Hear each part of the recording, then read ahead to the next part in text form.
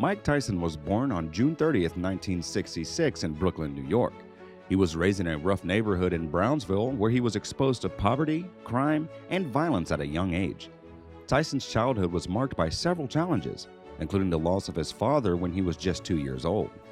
Despite these challenges, Tyson was introduced to boxing by a juvenile detention center counselor, Bobby Stewart, and quickly developed his talent. He trained at several boxing gyms in New York and caught the attention of promoters.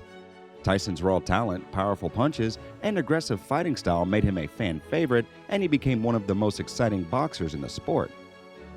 As of 2023, Tyson's estimated net worth is around $10 million.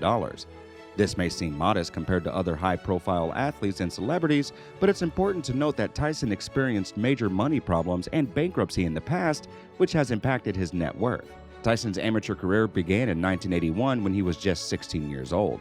He won several gold medals in various amateur tournaments and became known as a rising star in the boxing world. Tyson's success translated well to the professional ring as he won his first 19 fights by knockout. He became the youngest heavyweight champion in history, winning the WBC title in 1986 at just 20 years old. Tyson's professional endeavors were marked by his quick and strong moves, as well as his remarkable speed. He went on to win several more titles, including the WBA and IBF titles, and was widely considered the best heavyweight fighter on the planet.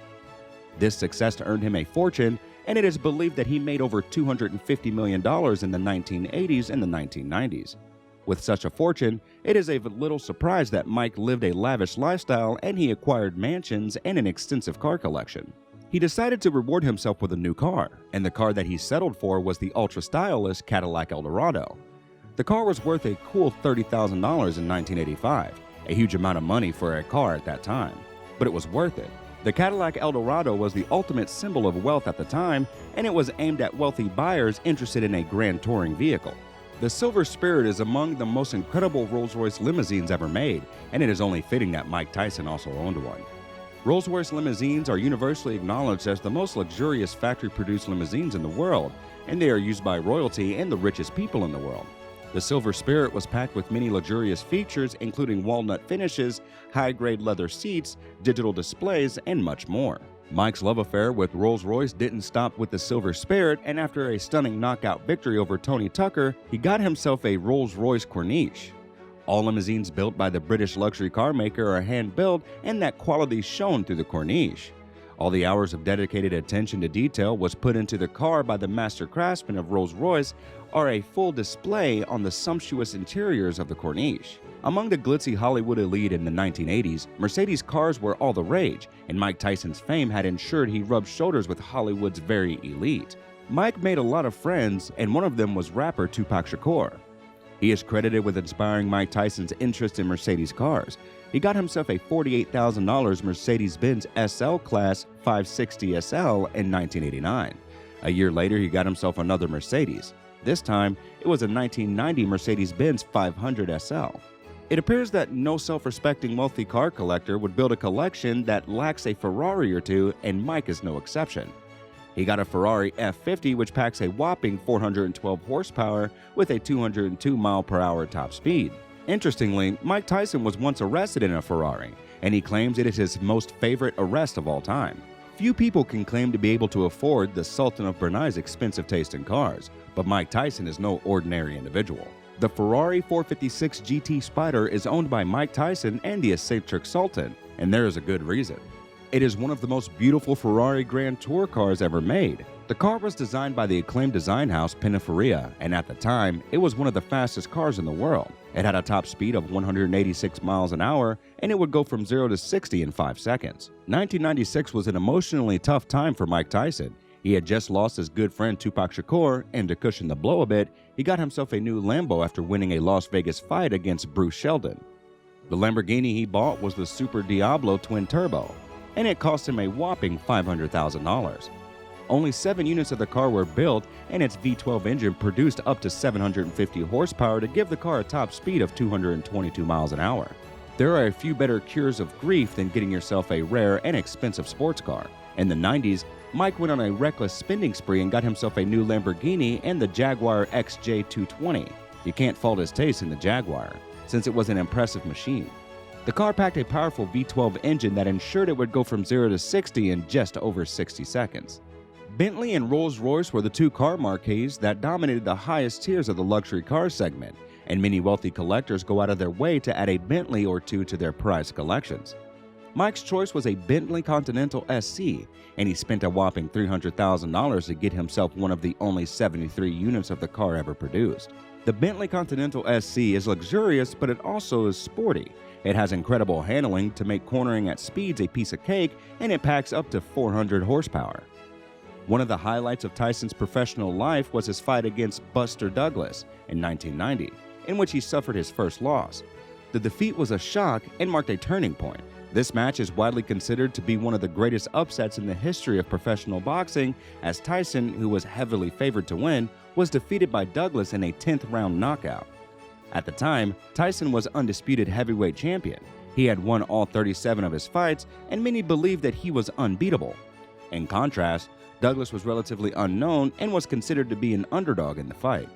The fight was intense from the start, with both players showing great power and determination. Douglas managed to withstand Tyson's early attack and started to gain momentum as the fight progressed.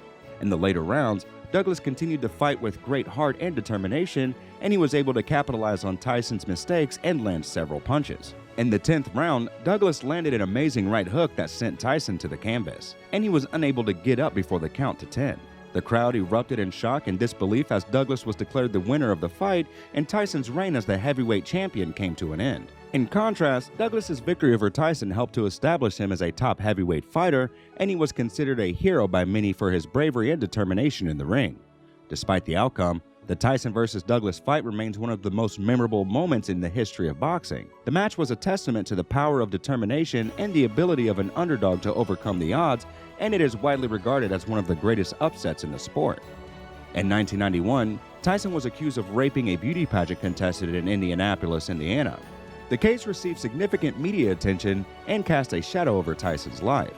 Mike was found guilty in 1992 and was sentenced to 6 years in prison with 4 years suspended.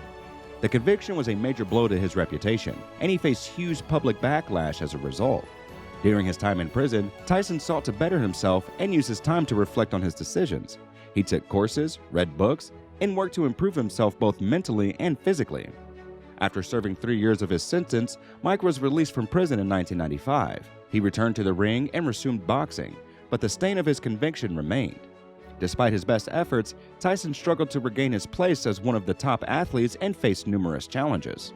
Tyson's comeback in 1995 was one of the most highly anticipated events in the world of boxing. Mike Tyson vs. Evander Holyfield was a highly anticipated heavyweight match that took place on November 9, 1996. The fight was a rematch of their first bout, which had taken place just over a year earlier and was won by Holyfield in an 11th round TKO. At the time of the rematch, Tyson was considered one of the most feared fighters and was looking to reclaim the heavyweight championship that he had lost to Holyfield in their first bout. Holyfield, on the other hand, was looking to solidify his status as the heavyweight champion and prove that his victory over Tyson was not a fluke.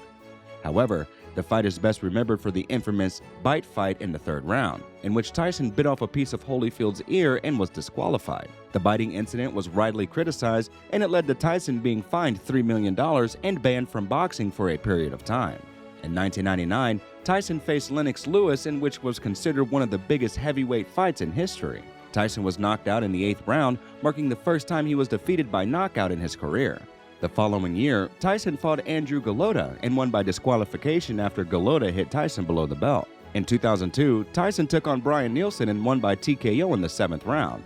This marked one of Tyson's last wins, as he lost his next 2 fights against Denny Williams in 2004 and Kevin McBride in 2005.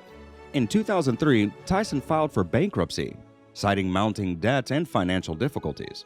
The bankruptcy was an enormous blow to his legacy and finances. Many of the classic cars he owned were sold off at car auctions. In 2006, he officially announced his retirement from professional boxing, bringing an end to one of the most successful and storied careers of the sport. Tyson has returned to the ring for a series of exhibition matches, drawing both praise and criticism from experts. The Mike Tyson's World Tour started in 2020 and has seen Tyson return to the ring for a series of non-competitive boxing matches, typically with different rules and stipulations than a typical professional fight. The exhibitions have been a mix of nostalgia, entertainment, and athleticism, as Tyson has faced a variety of opponents and showcased his skills in the ring. The tour has also generated a lot of media attention, as fans and experts have expressed opinions on the merits and drawbacks of these exhibitions. One of the key appeals of the World Tour has been the opportunity for Tyson to connect with fans around the world and show that he still has the skills and athleticism that made him a legendary boxer. Despite his age, Tyson has been in impressive physical shape and has demonstrated that he can still perform in the ring. However, the exhibitions have also been the subject of criticism from some of the boxing community. Some have questioned the safety of allowing Tyson, who is now in his 50s, to continue competing in the ring. Others have criticized the exhibitions for distracting from the credibility of professional boxing and raising questions about the fairness of the matches. Regardless of one's opinion on these exhibitions, they have proven to be popular and have generated big media attention and interest. They have also provided an opportunity for Tyson to continue to be a major figure in the world of boxing and sports, even after his retirement from the sport.